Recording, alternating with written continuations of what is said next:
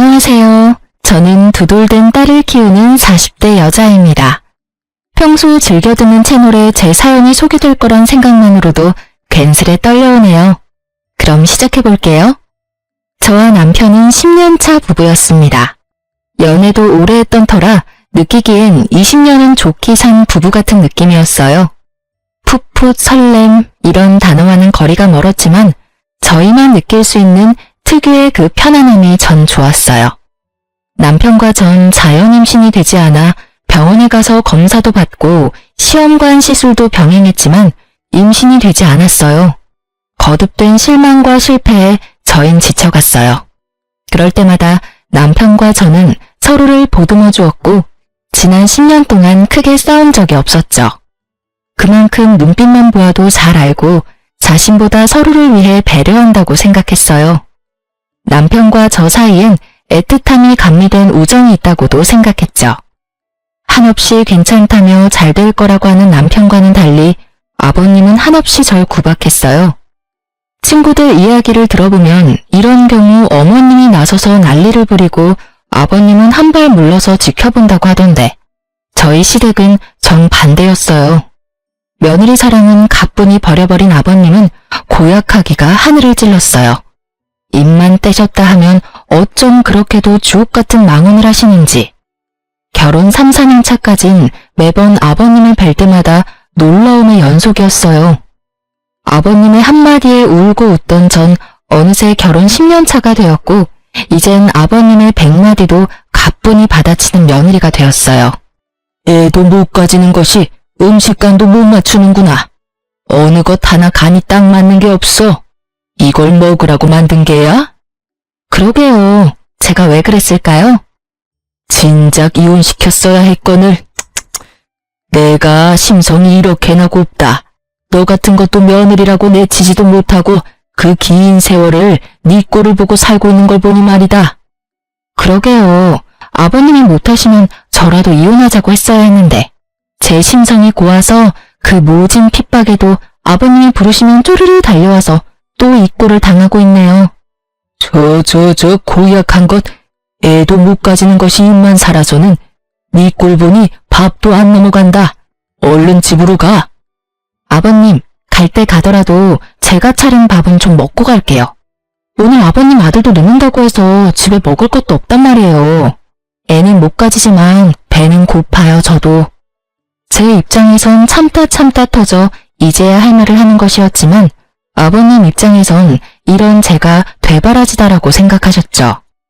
본인이 저에게 어떻게 했는지는 전혀 기억하시는 분이 아니니까요. 이런 상황이 저도 물론 좋을 리 없었어요. 그래서 연락을 피하거나 호출에 응하지 않으니 글쎄 아버님께서 저희 집으로 직접 찾아오시더라고요. 그 뒤에 저희 집에 일어난 일은 말하지 않아도 익히 잘 아시리라 믿어 의심치 않습니다. 아버님이 돌아가시고 난 뒤 집에 돌아온 남편이 화들짝 놀라며 이런 말을 했어요. 뭐야? 집에 도둑 들었어? 집 꼴이 왜 이래? 구석구석 헤집으며 어찌나 딴지를 잘 거시는지. 그날 이후 전 아버님의 호출엔 그냥 응하는 것이 100배는 편하다는 결론에 도달하게 되었어요. 그 후 살기 위해 한마디씩 하다 보니 100마디도 받아치는 제가 되었더라고요. 제가 아버님의 말씀을 받아칠 때마다 어머님도 속이 시원하신지 표정이 꽤 밝으셨어요. 그러다 아버님이 역정을 내시며 자리를 뜨시는 날이면 저에게 엄지손가락을 치켜 세워주시곤 했죠. 이렇게 제 편을 들어주시는 어머님이 계셔 저도 참지 않고 할 말은 할 수 있게 된 것 같아요. 참 감사한 일이죠. 하지만 아무리 할 말은 다 하는 저일지라도 상처를 받지 않는 건 아니었어요. 특히 아버님의 말씀에 친정 부모님이 등장하는 날이면 울컥하는 마음에 말보다 눈물이 앞서곤 했어요. 그런 날이면 어김없이 어머님이 나서주셨어요. 내가 이런 말까진 안 하려고 했는데 난 도대체 이해가 안 되는구나. 사도는 어떻게 너같이 애도 못 가진 것을 시집 보낼 생각을 했는지. 나 같으면 시집은커녕 집 밖에도 못 나가게 했을 텐데 말이다. 아휴, 적당히 좀 해요, 제발. 당신은 지겹지도 않아요? 했던 말 또 하고 또 하고. 당신 때문에 들어서려던 애도 떨어지겠어요. 애들 이대로 자식 한 번 못 안게 되면 다 당신 탓인 줄 알아요. 그게 왜 내 탓이야? 딴 집 며느리는 셋씩이나 낳고도 또 임신했다고 하던데. 쟤는 병원 가서 시술인가 나발인가도 받으면서도 소식 없는 거 보면 모르긴 몰라도 몸에 문제가 있는 게지. 당신 정말 치매 검사라도 해봐야 하는 거 아니에요? 애들 당신 등살에 매년 검진받고 있는 거 정말 몰라서 그런 말 하는 거면 당장 내일 나랑 병원부터 갑시다. 당신 말대로 모르긴 몰라도 머리에 문제가 있어 보이니까요. 이 할망구가 지금 누구 편을 드는 게야? 당신이 이따위로 구는데 내가 누구 편을 들겠어요? 당연히 며느리 편을 들죠. 꼴에 같은 여자라고 편드는 꼬락서니하고는 혀 좀 그만 차고 할 일이 그렇게 없으면 들어가서 잠이나 자요. 꼴도 보기 싫으니까.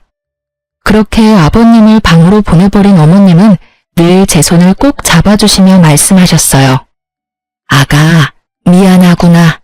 내가 이렇게 대신 사과할 테니 마음에 너무 담아두지 마라. 저런 말들 마음에 담아둬봤자 너만 병들어. 알겠지? 네, 어머님. 걱정 마세요. 하루 이틀도 아니고 저 괜찮아요. 전 늘 이렇게 대답하곤 어머님을 향해 웃어 보였고요.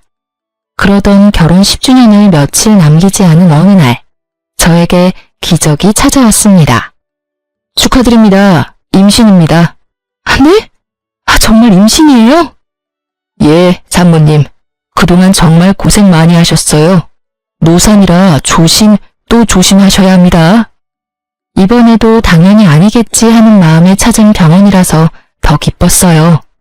진료실에서 어린아이처럼 방방 뛰고 말았죠. 특히 그 산모님이라는 호칭이 어찌나 좋았는지 몰라요. 병원을 나서는데 그야말로 구름 위를 걷는 기분이더라고요. 전 남편보다 먼저 아버님께 전화를 걸었어요. 아버님의 말씀대로 아기도 못 가지던 것이 드디어 임신을 했다는 사실을 제일 먼저 알려드리고 싶었으니까요. 네가 웬일이냐? 먼저 전화를 다 하고. 아버님, 저 지금 병원에서 나오는 길인데 저 임신했대요. 뭐? 그게 사실이야? 네, 노산이라서 조심하라고 하네요. 그거 말곤 저도 아기도 건강하대요. 심장 소리도 들었는데 신기하더라고요. 그래? 우리 아가 고생 많이 했어. 그래서 지금 병원 앞이냐? 아버님은 민망하지도 않으신지 임신 소식에 말투가 180도로 바뀌셨고 전 그런 아버님의 말투에 웃음이 튀어나오려는 걸 겨우 참으며 답했어요. 네, 택시 타고 가려고 기다리고 있어요. 그럼 조금만 더 기다리거라. 내가 데리러 갈 테니. 네? 아니에요. 병원 오는 날이라 아침 일찍부터 설쳤더니 피곤해서 빨리 집에 가서 눕고 싶어요, 아버님. 그러냐? 그러면 집에 가서 기다리거라. 내가 갈 테니. 혹시나 먹고 싶은 거 있으면 문자 보내놓으렴, 아가. 언제 들어봤는지 이젠 기억도 안 나는 호칭, 아가. 아버님은 저를 아가라 불러주시며 완전히 다른 사람이 되어 저를 대해주시더라고요. 달라도 너무 다른 언행에 당혹스럽기도 했지만 앞으로 펼쳐진 행복한 미래를 생각하니 꼭 나쁘지만은 않았어요. 이제 고생 끝, 행복 시작이라고 생각했던 것도 같아요. 아버님은 그날부터 임산부에게 좋다는 것은 다 사오셨고 어머님은 조금이라도 무리를 하면 안 된다며 집으로 도우미를 불러주셨어요. 그리고 남편은 그동안 고생했다며 울더라고요. 당신 그동안 고생 많았지? 미안하고 고마워. 나만 고생했나 뭘? 당신도 고생했지. 그런데 당신 울어? 눈물이 계속 나네. 어이구, 남자가 울기는. 하긴 그동안 우리 고생한 거 생각하면 남자 여자 상관없이 대성통곡을 하고도 남지 뭐. 여보, 우리 이 아기 세상 밖으로 나올 때까지 잘 지켜주자. 알겠지? 알겠어. 남편과 전 임신 전보다 애틋해졌다고 생각했어요. 그것이 제 착각이라는 걸 금방 알게 되었지만요. 어찌되었든 그때 전 행복했어요. 혹시나 하는 마음에 하루하루가 노심초사였지만 그조차도 행복하더라고요. 뱃속의 아기는 잘 자라주었고 남편이 바빠 함께 검진 간 적이 없다는 것만 빼면 남편에게 불만도 없었고 사이도 좋았어요. 무엇보다 아버님이 너무 잘해주시니 그것만으로도 너무 좋았죠. 그렇게 전 결혼 생활 10년을 통틀어 가장 행복한 시간을 보내고 있었어요. 제 행복이 끝나던 날은 뱃속의 아기가 딸이라는 소식을 들은 날이었어요. 전 전화를 기다리고 계실 아버님께 전화를 걸었어요. 아버님, 저예요. 뭐래니? 아들이지? 그치? 그게요, 그게 말이죠.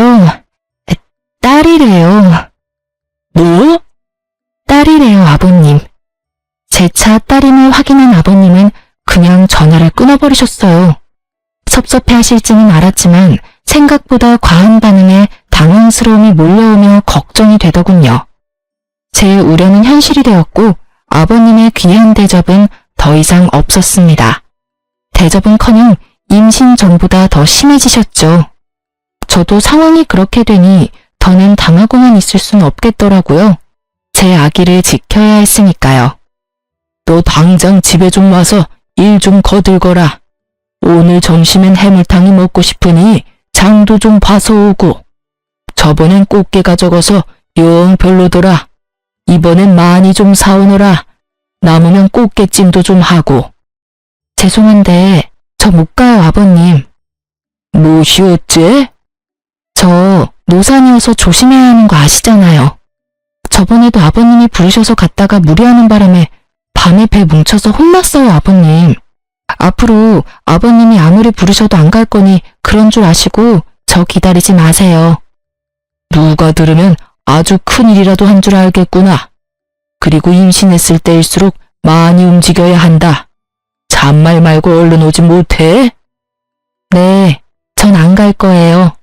그리고 저 노산이라고 조심해야 한다고 집 밖에도 웬만하면 나가지 말라고 하신 건 다름 아닌 아버님이셨잖아요. 그땐 네 뱃속의 아기가 아들인 줄 알았을 때의 얘기고 지금은 상황이 많이 달라지지 않았느냐? 내가 왜 낳아봤자 아무짝에 쓸모없는 딸까지 신경 써야 하느냐 이 말이다. 정말 너무하세요, 아버님. 딸이든 아들이든 다 똑같은 아버님 손주라고요. 어떻게 이렇게까지 변하세요? 처음엔 그렇게 귀하게 대해주시더니 이젠 온갖 굳은 일은 다 시키시잖아요. 그때 이야기는 꺼내지도 마라. 그 뱃속에 든 것이 딸인 줄도 모르고 몸에 좋다는 것 다 갖다 먹인 거 생각하면 장기가 다 꼬이는 기분이니까. 아, 그러세요? 그럼 제가 더더욱 가면 안 되겠어요, 아버님. 딸이나 가진 제가 아버님 앞에서 얼쩡거리다가 진짜 아버님 장기라도 다 꼬여버리면 어째요? 뭐야? 너 지금 나한테 악담 퍼붓는 게야? 아니요. 진심에서 나오는 걱정이에요. 그럼 저 배가 또 뭉쳐서 쉬어야겠어요. 들어가세요, 아버님. 전화를 끊어버린 전 아버님이 또 찾아오시진 않을까 걱정스러웠지만 다행스럽게도 어머님이 잘 막아주셨는지 그런 걱정은 덜 수 있었어요. 하지만 혹시나 하는 상황이 있을 수도 있으니 남편에게도 말을 했어요. 여보, 잠깐 얘기 좀 해. 중요한 얘기야? 내일 하면 안 될까? 나 오늘 좀 피곤한데. 중요한 이야기야. 저의 단호함에 남편은 귀찮아 죽겠다는 얼굴로 제 옆에 앉더군요. 아, 뭔데? 당신이 아버님께 전화 좀 해줘. 우리 아기 여자인 거 아시고 나선 나한테 또 시작하셨어. 아니, 더 심해지셨어. 노산이라고 또 조심해야 한다고 난리치실 때는 언제고 요즘엔 틈만 나면 불러서 일 시키신다고. 오늘 또 전화와서 난리치시길래 난 앞으로 못 간다고 그랬으니까 당신이 전화해서 무사히 출산할 때까지 나 좀 괴롭히지 마시라고 해줘. 당신이 못 간다고 했으면 됐지. 나까지 굳이 전화해서 그런 말을 해야 해? 당신 기억 안 나? 임신하기 전에 내가 아버님이 오라는 거 무시했다가 우리 집에 찾아오셔서 냉장고 안 다 뒤집어 놓으시고 옷장 다 헤집고 심지어 욕실 수건까지 다 꺼내서 다시 빨라고 하셨잖아. 혹시나 이번에 또 찾아오셔서 그러시면 어쩌냐고. 지금은 홀몸도 아닌데 알겠으니까 그만 좀 해. 나 오늘 진짜 힘들었어. 요즘 계속 야근하는 거 알잖아. 제발 나 좀 쉬자, 응? 그래, 알겠어. 내일 꼭 전화 드려. 남편의 무관심에 가까운 태도가 마음에 들지 않았지만 정말 피곤해서 저러는가 보다 했어요. 하지만 남편의 무관심엔 이유가 다 있었더라고요. 그 이유는 며칠 뒤 퇴근하고 돌아온 남편의 손에 있었어요. 이게 다 뭐야? 내가 묻고 싶다. 이게 다 뭐야? 이 남자 누구냐고. 남편이 건넨 것은 낯선 남자 품에 안겨있는 저의 모습이 찍힌 사진이었습니다. 당황스러웠죠. 아무리 보아도 처음 보는 남자의 품에 아무리 보아도 저인 여자가 안기다시피 기대어 있었으니까요. 나도 몰라. 이 여자는 내가 맞는데 이 남자는 나도 누구인지 몰라. 진짜야. 당신 지금 그걸 말이라고 해? 솔직히 말하라고. 나 진짜 억울해. 당신 나랑 산 세월이 얼만데 날 몰라? 내가 당신 두고 바람필 여자야? 그러니까 설명을 해보라고. 이 남자는 누구인지, 왜 이러고 있는 것인지. 나도 말하고 싶어. 그런데 진짜 아무 생각도 안 나는 걸 어떻게 해? 크게 당황한 저는 아무 생각이 떠오르지 않았어요. 그저 억울하다는 생각밖에 들지 않았어요. 전 손톱을 물어뜯으며 사진 속 상황을 떠올리려 했었고, 그런 저를 보던 남편은 충격적인 말을 꺼냈어요. 당신, 솔직하게 말해봐. 뱃속의 아기 내 자식이 맞긴 해? 뭐? 당신 방금 뭐라고 그랬어? 당신 자식이 맞냐니? 그러면 우리 아기인데 당연히 당신 자식이지. 누구 아기겠어? 아니, 상황이 그렇잖아. 갑자기 이런 사진을 회사로 오지를 않나. 당신은 자세한 설명도 없이 억울하기만 하다고 하지. 입장 바꿔 당신이 나라면 의심 안 되겠어? 나 이 사진 보는데 진짜 당신한테 배신감도 들고 믿을 수도 없어서 당장 이혼하고 싶은 거. 우리 함께한 세월이 있으니 마지막으로 변명이라도 들어보려고 온 거야. 그런데 아무 말도 못하는 당신 보니까 정말 실망스럽다. 전 정말 억울해 미칠 것만 같았습니다. 정말 기억이 안 나서 할 말이 없는 것인데 없는 기억을 만들어낼 수도 없는 노릇이고 너무 억울하더라고요. 아무 말도 하지 못하고 남편이 하는 말만 죄인처럼 듣고 있던 그때 제 머릿속에 번쩍하고 기억 하나가 스쳐가더라고요. 사진 속 그날의 기억이요. 전 최대한 차분히 그날의 기억을 남편에게 전달하려 애썼어요. 아, 나 기억났어. 그날 어머님이 편찮으시다는 연락받고 식사라도 챙겨드려야겠다 싶어서 장보고 나오던 길이었는데 그 남자랑 부딪혔어. 그 바람에 장본 걸 다 떨어뜨렸고 급하게 줍고 일어나는데 갑자기 너무 어지러운 거야. 당신도 알잖아. 나 임신하고 빈혈 심해진 거. 내가 갑자기 비틀거리니까 그 남자가 부축해주더라고. 나도 너무 어지럽고 쓰러질 것 같아서 모르는 사이에 기댄 것 같은데 그 타이밍에 이런 사진이 찍혔나 봐. 그러고 나서 그 남자가 가방에 임산부 배지를 보고선 날 부축해서 택시 타는 곳까지 데려다 주더라고. 정말 그게 다야. 남편은 헛웃음을 지어 보였지만 사진의 진실은 이것이었어요. 심지어 제가 그 남자에게 기대었다는 것도 사진을 보고 알았을 정도로 찰나의 순간이었고요.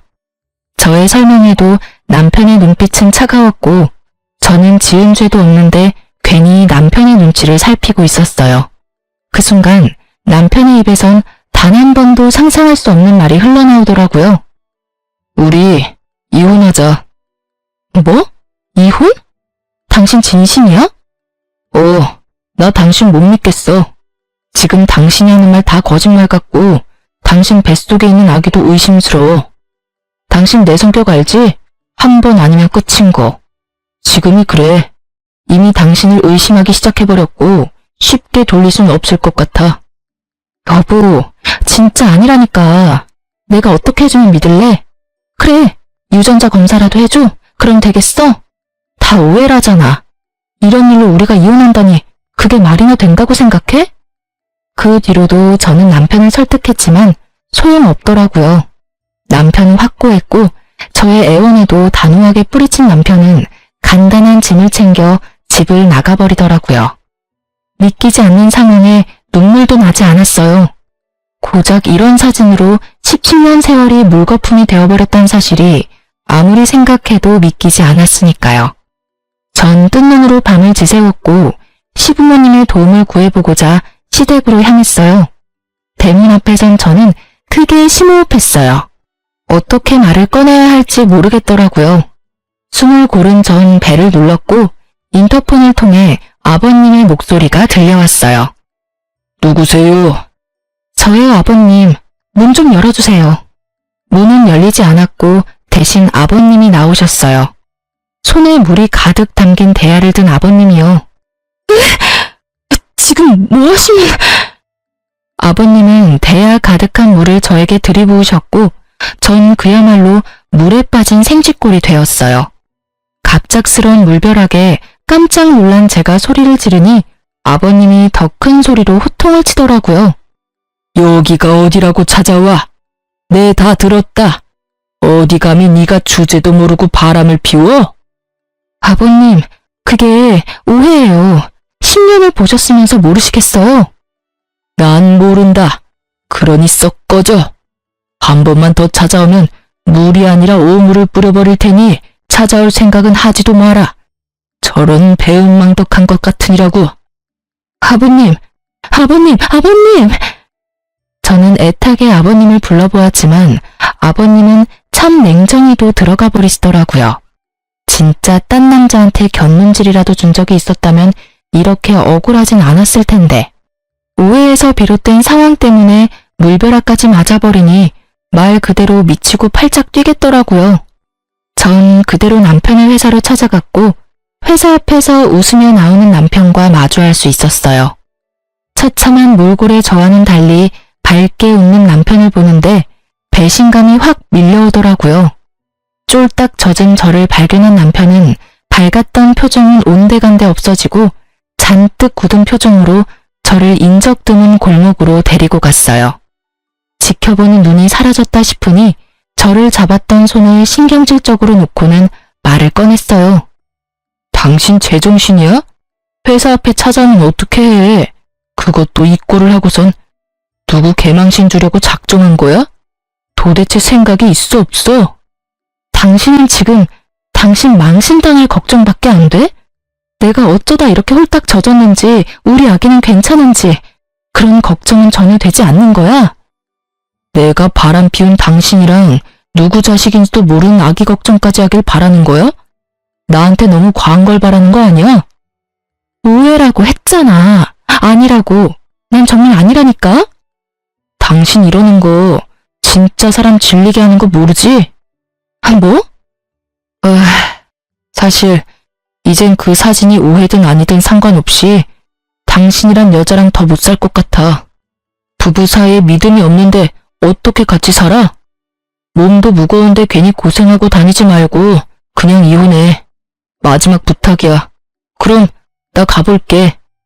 남편과 저 사이엔 그래도 우정 정도는 남았겠지 했는데 냉정하게 돌아서는 남편을 보니 저도 오만정이 떨어지더라고요. 그러면서 모든 상황이 받아들여지며 그제야 눈물이 나기 시작했어요. 전 그대로 주저앉아 배를 감싸 안고 울었어요. 저보다 아기가 더 불쌍해 눈물이 멈추지 않더라고요. 하염없이 울고만 있던 그때 어떤 남자가 다가왔어요. 전 인기척에 고개를 들었고 그 남자의 얼굴을 확인하는 순간 자리에서 벌떡 일어설 수밖에 없었어요. 그 남자는 바로 사진 속 그 남자였어요. 맞죠? 그때 저 도와주셨던 분 맞으시죠? 네, 맞긴 한데 움직일 수는 있으시죠? 괜찮다면 여기서 먼 곳으로 가서 드릴 말씀이 있는데 괜찮으실까요? 네. 저도 부탁드릴 게 있어요. 가시죠. 저와 그 남자는 택시를 타고 남편의 회사에서 꽤 떨어진 카페에 도착했고 그곳에서 전 충격적인 이야기를 들을 수 있었어요. 정말 죄송합니다. 전 진짜 일이 이렇게까지 될지 모르고 성 부장님이 시키는 대로 했을 뿐인데 정말 죄송합니다. 죄송하다니요? 그리고 성 부장님이라면 저희 남편이요? 네, 그게 부장님께서 사모님 골탕 좀 먹이려고 그런다고 사진 몇 컷만 찍혀주면 된다고 하셔서 그런 짓까지 하게 됐습니다. 기껏 골탕이나 먹이려고 이런 짓까지 해야 하나 싶기도 했지만 부탁만 들어주면 승진은 보장된다는 부장님 말씀에 깊이 생각하지 못하고 사모님께 큰 잘못을 저질렀어요. 정말 죄송합니다. 그러니까 남편이 부탁해서 일부러 저한테 접근하셨단 말씀이세요? 네. 저희 남편이 왜요? 도대체 저희 남편이 왜 저한테 그런 짓까지 하는 말이에요? 그게... 그 뒤에 안 사실인데 알고 보니 성 부장님 저희 회사 신입사원이랑 바람을 피우고 계시더라고요. 저도 정말 몰랐어요. 우연히 두 사람 손잡고 가는 모습을 보고 저도 정말 많이 놀랐어요. 그래서 어떻게 해야 하나 고민하는 와중에 오늘 사모님 모습을 보는데 이대로는 안 되겠다 싶어서 말씀드리게 됐어요. 정말 죄송합니다. 갑자기 변한 남편의 태도가 모두 이해가 되며 퍼즐이 완성된 느낌. 남자의 말에 의하면 남편과 상간녀의 관계는 제가 임신하기 전부터 시작된 것 같다고 했어요. 상간녀는 당연히 남편이 유부남인 걸 알고 시작했고 회사 내에서 두 사람의 관계를 아는 사람은 본인뿐이라고 하더라고요. 남편과 상간녀는 남자가 아는 줄은 전혀 모르고요. 말을 듣는데 제가 임신 사실을 알렸을 당시 남편이 흘렸던 눈물이 생각나더라고요. 그리고 알게 되었죠. 그 눈물은 기쁨이 아니라 슬픔이라는 사실을요. 아무리 상간녀가 좋아 죽을 것만 같아도 그렇지 어떻게 뱃속의 아기까지 부정하며 저를 모함할 수가 있는지. 제가 알던 남편의 모습과는 달라도 너무 다른 모습에 충격이 컸어요.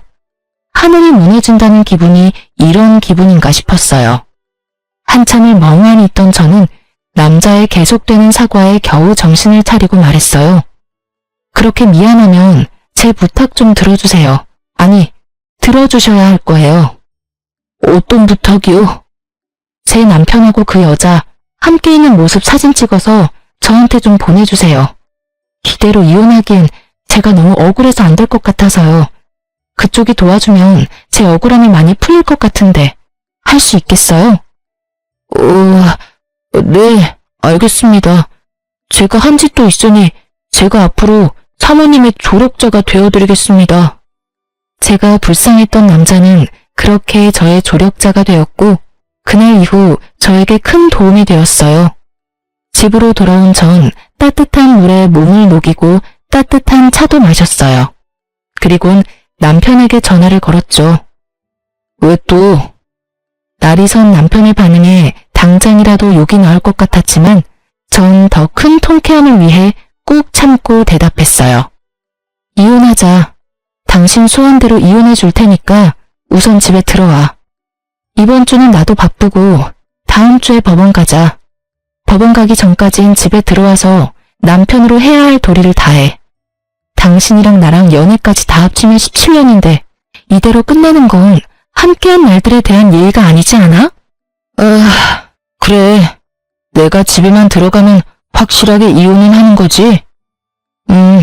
당신이 이혼하지 말자고 울고불고 매달려도 할 거니까 집에나 들어와.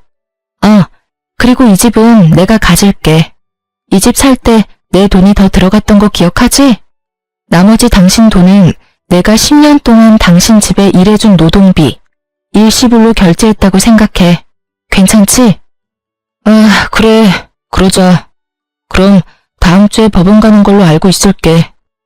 이혼이 급한 남편은 제 요구를 받아들였고 전 쉽게 집을 챙길 수 있었어요. 그날 저녁 남편은 11시가 넘어서야 집으로 돌아왔고 거실 소파에서 자더군요. 전 잠든 남편을 재차 살피곤 조용히 남편의 휴대전화를 들고 방으로 들어왔어요. 당연히 비밀번호가 설정되어 있었지만 문제가 될 것이 없었어요. 저에겐 든든한 조력자가 있었으니까요. 저의 조력자는 제가 비밀번호 때문에 고민하자 자신에게 맡겨달라 하더니 하루 종일 남편을 쫓아다닌 것인지 그날 저녁 비밀번호를 알아내 알려주더라고요. 그 덕분에 저는 남편의 비밀번호를 손쉽게 풀어 증거를 수집할 수 있었어요. 문자를 살펴보던 저는 예상치 못한 대화를 보게 됐어요.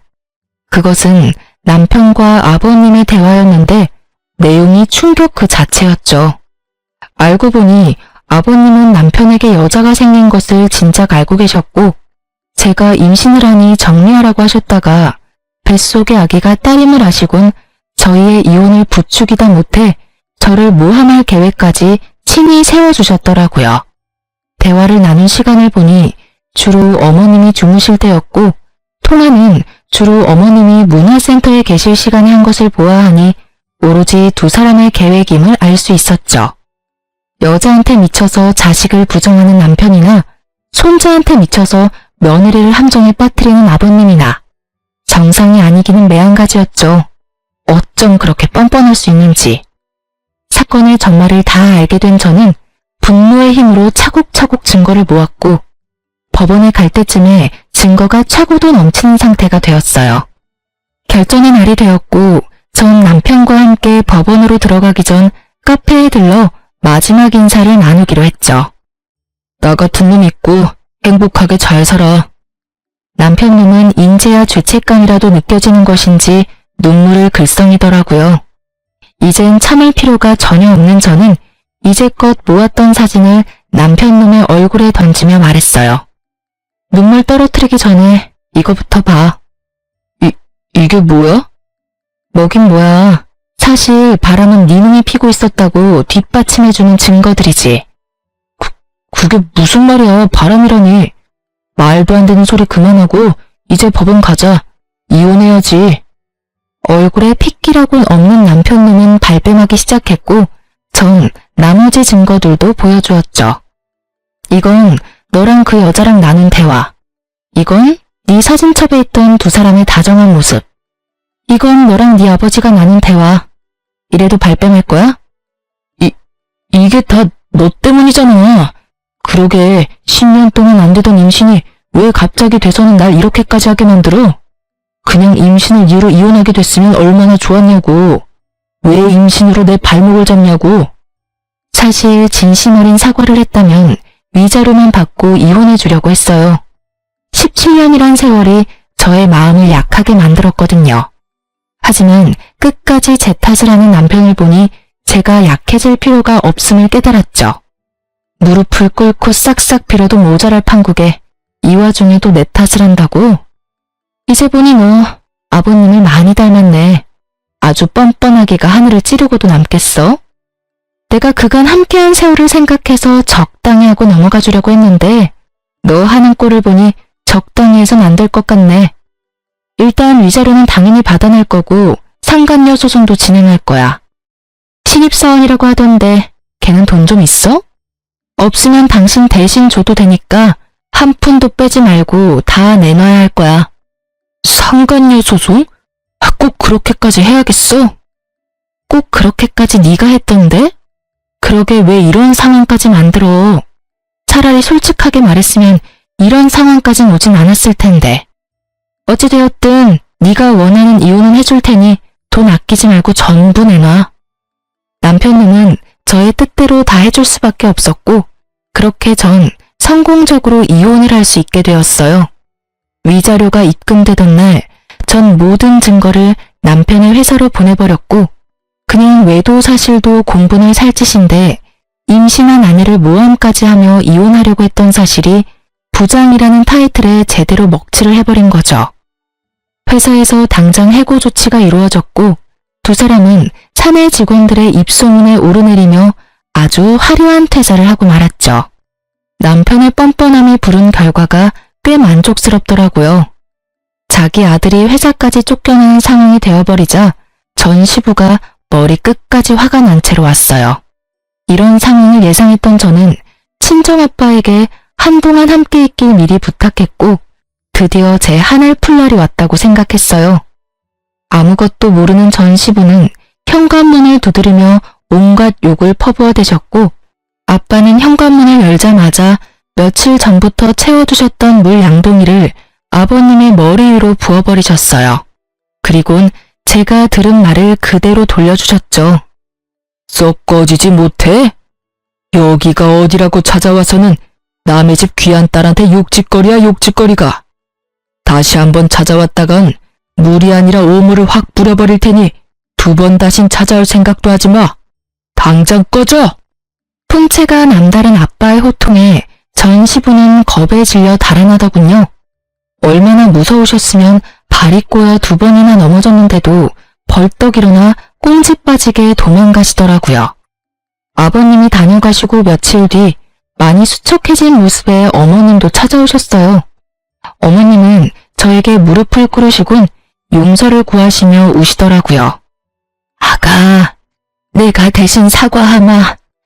내가 자식을 잘못 키워서 네가 이런 몹쓸 짓을 당했어. 어머님, 이러지 마세요. 일어나세요. 아가, 네가 믿을지 모르지만 난 정말 몰랐단다. 2 사람이 그런 경악할 일을 꾸미고 있을 줄은 상상도 못했어. 알고 있어요. 그러니까 제발 일어나세요, 어머님. 저의 부탁에 어머님은 일어나셨고 저는 그런 어머님을 모시고 집안 소파에 앉혀드렸어요. 저의 손을 잡고 한참을 우시던 어머님은 어느 정도 진정이 되셨는지 목을 가다듬고 말을 꺼내셨어요. 나도 변호사 선임해서 이혼 진행하고 있어. 너한테 무슨 짓을 했는지 듣는데 도저히 그 영감이랑 살 수가 없겠더라고. 남은 세월이라도 편하게 살아보련다. 실버타운도 다 알아봐놨어. 이혼이요? 그리고 실버타운이라니 비쌀 텐데 어머님 돈 있으세요? 돈? 돈이야 많지. 네가 몰라서 그러는데 우리 집 재산 대부분이 내 명이란다. 네? 저는 놀랬고 어머님은 웃으셨죠. 알고 보니 어머님의 친정이 갑부였다고 하더라고요. 그래서 지금 시댁 재산은 거의 어머님의 것이고 시부는 어머님의 등골을 파먹으며 그간 사셨다고 했어요. 그러면서 통장 하나를 내미시더라고요. 이거 너 임신했다고 했을 때부터 준비해뒀던 거야. 상가 정리한 돈인데 출산 선물로 주려고 했더니 이렇게 주게 되는구나. 어머님, 이거 금액이 너무 큰데요. 요즘 애 하나 키우는데 드는 돈이 얼만지 아니? 우리 집에 시집와서 10년 동안 상처받은 마음에 대한 치료비라고 생각하고 받아. 그럼 나는 이만 가보마. 그리고 앞으로 나한테도 연락하지 말거라. 이미 끝난 인연 계속 만나봤자 나쁜 기억밖에 더 나겠니? 행복하게 지내려 마가야. 어머님은 끝까지 저의 편에 서주셨고 어머님은 제가 연락할 수 없게 번호까지 바꿔버리셨어요. 이렇게 다 끝난 것이라 생각했는데 남편과 상간녀가 차례대로 찾아왔어요. 먼저 찾아온 것은 남편이었는데 이전과는 완전히 달라진 태도를 보이더라고요. 여보, 내가 다 잘못했어. 내가 미쳤었나 봐. 갑자기 이러는 이유가 뭐야? 그냥 문득 내가 미쳤었다는 생각이 들더라고. 우리 귀한 아기까지 버리고 그깟 여자가 뭐라고. 내가 그러면 안 되는 거였는데 나 진짜 반성 많이 했어. 나 한 번만 용서해주면 안 돼? 너 어머님 이혼하신다는 사실 알았구나? 그래서 이러는 거지? 아니야. 내가 널 모르니? 네 아버지도 어머님께 쫓겨날 것 같으니까 나한테 와서 이러는 거겠지. 이젠 좀 솔직해지지 그래? 그게 사실은 당신 말이 맞아. 2분 이혼하셨는데 아버지는 거의 가진 것도 없이 쫓겨나셨어. 거기다 나까지 쫓아내시더라고. 그래도 자식이라고는 나 하나밖에 없는데 어떻게 이러실 수가 있어. 정말 너무하셨잖아. 그렇지 않아? 그걸 왜 나한테 와서 물어? 네가 그렇게 좋아 죽고 못 사는 여자한테 가서 묻지. 그 여자랑은 진짜 헤어졌어. 상간녀 소송당하더니 애가 미쳐버리더라고. 그래서 이건 아니다 싶었는데 회사 잘리고 나선 연락도 안 돼. 어차피 헤어지고 당신한테 돌아오려고 했는데 잘 됐어. 사연을 들으며 바람 피운 남자들이 뻔뻔하게 굴 땐 저게 진짜일까? 하는 생각이 들었는데 그게 진짜이더라고요. 어쩜 이런 한심한 생각을 당연하다는 듯이 하는 것인지 한편으론 대단하다는 생각까지 들더라고요. 정신 좀 차려. 네가 다시 돌아온다고 하면 내가 두 팔 벌려 환영할 줄 알았어? 그 자신감은 도대체 어디서 나오는 거니? 뭐? 당신 나 없으면 꼼짝없이 우리 아기 혼자 키워야 하는데 자신 있어? 자신 없을 건 또 뭐야? 난 자신 있는데? 그리고 이제 와서 우리 아기? 네 자식 아니라고 할 때는 언제고 어디 뻔뻔하게 아기를 내세워. 나 진짜 침이라도 뱉고 싶은 걸 겨우겨우 참고 있거든? 그러니까 당장 좀 꺼져. 태교에 엄청나게 방해되니까. 뭐? 꺼져? 웃기지 마. 나 당신이 허락할 때까지 한 발짝도 안 뗄 거니까. 잊지 마. 여기 내 집이야. 그리고 나 지금 경찰에 신고할 거거든? 질질 끌려가도 괜찮으면 계속 있어. 난 상관없으니까. 전 남편이 보는 앞에서 112를 눌렀고 남편은 겁이 났는지 걸음아 나 살리라고 하고 도망가더라고요. 어쩜 도망치는 꼴이 전시부와 똑같은지 피는 못 속인다라고 생각했네요. 그렇게 전 남편을 보내고 나니 그 다음은 상간녀가 찾아왔더라고요. 사실 회사로 증거를 보낼 때 상간녀의 집과 그 부모님들이 일하는 학교로도 증거를 보냈었어요. 상간녀의 집은 교육자 집안이었는데 듣기론 이런 구설수를 제일 기피한다고 들었던 터라 고민 없이 증거를 보냈어요. 상간녀의 죗값은 그 부모가 알아서 주길 바랬으니까요. 저의 뜻대로 된 것인지 저를 찾아온 상간녀의 몰골은 엉망이었어요. 여긴 무슨 일이죠? 사모님, 제가 정말 잘못했어요. 저 부장님이랑 헤어졌어요. 그러니까 저 한 번만 용서해 주시면 안 될까요? 용서? 내 용서가 필요해서 여기까지 찾아왔니? 그게 사실은요. 계속해서 말끝을 흐리는 상간녀에게 전 단호하게 밀어붙였어요. 시간 끌지 말고 본론만 해. 그게 사모님이 저희 부모님 좀 만나주시면 안 될까요? 만나서 다 오해였다고 말씀 한 번만 해주시면 안 될까요? 뭐? 저 회사에서도 잘리고 집에서도 쫓겨났어요. 친구들 사이에서도 소문이 퍼져서 갈 데도 없다고요. 사람 하나 살리는 셈 치고 저희 부모님 만나서 사모님이 저랑 부장님 사이 오해했었다고 한마디만 해주시면 안 될까요? 말도 안 되는 부탁을 하는 상간녀를 보는데 헛웃음이 나더라고요. 남편이나 상간녀나 생각이 어쩜 이렇게도 없는지. 그야말로 뻔뻔한 환상의 커플이다 싶었어요. 야, 생각을 좀 해봐. 내가 그런 부탁을 들어줄 것 같아? 제발요. 제가 이렇게 빌게요. 이렇게 빌든 저렇게 빌든 난 그 부탁 절대 들어줄 생각 따위 없어. 내가 웬만하면 뱃속에 아기도 있고 해서 이 정도 선에서 끝내주려고 했거든? 남의 인생 망쳐봤자 뭐하겠어. 그렇다고 해서 내 인생이 돌아오는 것도 아닌데. 그런데 너 이러는 꼴을 보니 안 되겠다. 이미 저한테 할 수 있는 건 다 하셨잖아요. 아직도 하실 게 남았어요? 남았지. 지금까진 네가 가진 것들이 사라졌지? 앞으로는 네가 가질 것들을 사라지게 할 거야. 난 앞으로 널 평생 쫓아다니면서 네가 한 짓들 다 알리고 다닐 거야. 네가 다시 취직을 하면 그 회사에 찾아가서 다 알릴 거고 네가 결혼을 하면 그 결혼식장에 찾아가서 그 결혼 망쳐버릴 거야. 알겠어? 사모님, 꼭 그렇게까지 하셔야겠어요? 제가 이렇게 빌잖아요. 제가 불쌍하지도 않으세요? 그러는 넌 내가 불쌍하지도 않았어? 내 뱃속의 아기는 안 불쌍하더니? 그게... 여기서 울고 있지 말고 얼른 나가. 너희 부장님한테 했던 것처럼 너도 경찰에 신고해버리기 전에 내 눈앞에서 썩 꺼져. 끝까지 물린 상간녀는 결국 울음을 퍼뜨렸고 전 꼴도 보기 싫어 상간녀를 내쫓아버렸어요. 사실 상간녀에게 말한 것처럼 평생 쫓아다닐 생각은 없어요. 저런 사람에게 제 남은 평생을 바쳐 복수하고 싶은 마음도 추호도 없으니까요. 다만 제가 그렇게 말함으로써 앞으로 상간녀에게 있을 축복의 날에 단 1초라도 불행을 줄 수 있다면 그걸로 족할 것 같았어요. 이로써 저의 복수는 끝이 났어요. 조력자에게 들은 말론 전 남편은 전 재산을 모아 시부와 함께 작은 집에 새들어 살고 있다고 하더라고요.